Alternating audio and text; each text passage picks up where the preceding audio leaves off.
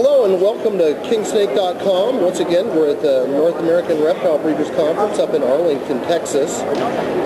We're talking with Darrell Senneke here of the World Chelonian Trust, and we're going to talk a little bit about saving tortoises around the world. How are you today, Darrell? Just fine. It's turtles and tortoises around the world. Yes. Turtles and tortoises. Yes. What are some of the problems that we've got facing turtles and tortoises around the world? Well, it's the standard problems that are facing almost all of wildlife. There's habitat destruction,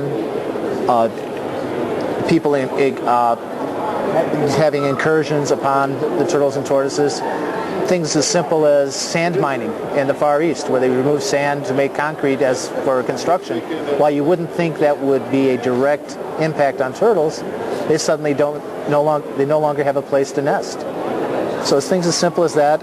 There's the food trade, which is a monster happening all over the world, where basically it's a great sucking sound of turtles going into the Far Eastern stew pots. In addition to that, there's, by a very small margin in comparison, the pet trade, but it doesn't really even come close to those other things for the loss of turtles. In fact, I think the pet trade in itself may save more turtles than it loses.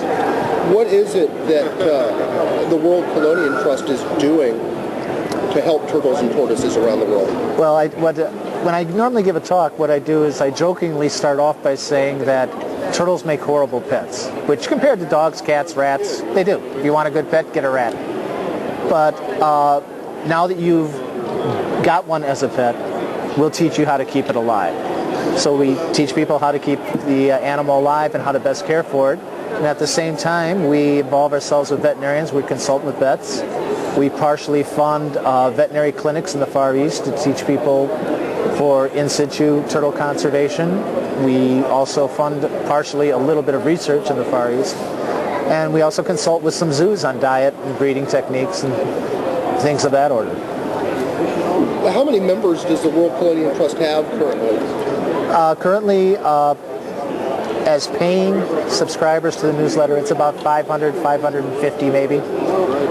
We have a listserv, a free listserv on the internet, and that's like a forum-based email listserv as opposed to some of the ones that are just more like the Kingsnake forums that pale in size compared to the wonderful Kingsnake forums. But we have about 1,500 members on that list.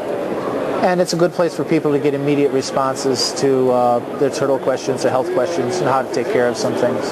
What can the general public do to help turtles and tortoises?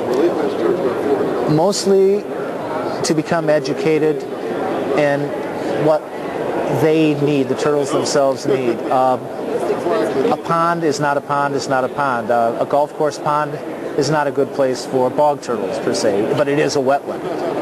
So it's to educate yourself on these animals and not to interfere with them.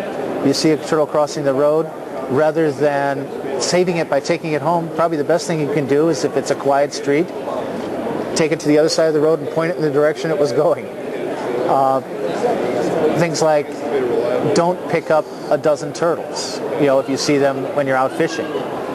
But on the other hand, I don't ever want to get to the situation where if a child finds a baby turtle or finds a box turtle, that he can't take it home to take care of it. Because I think that that's one of the most important parts of growing up, and that's something we strongly support.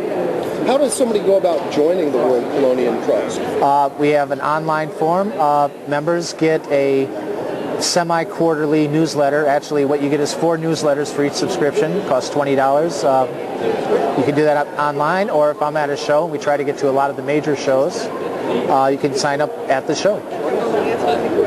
What organizations or agencies do you guys currently work with? Okay, in addition to being the director of the World Chelonian Trust, I'm also on the steering committee of the Turtle Survival Alliance. Paula Morris, who's one of our trustees, is also an active member in the California Turtle and Tortoise Society. Chris... I'm thinking, I can't remember one of my own board members' last name. Chris Tabaka is a veterinarian. He works with a number of zoos. Chris Hobson, another one of our trustees, works at SREL, Savannah Research Ecology Lab.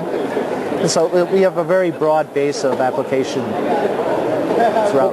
Darrell, I want to thank you for taking time out of your schedule here at the show to talk to us. I want to encourage everybody that comes and sees this video to go visit your website at www.chelonia.org. And if you've never spelled that before, that's CHELONI.org.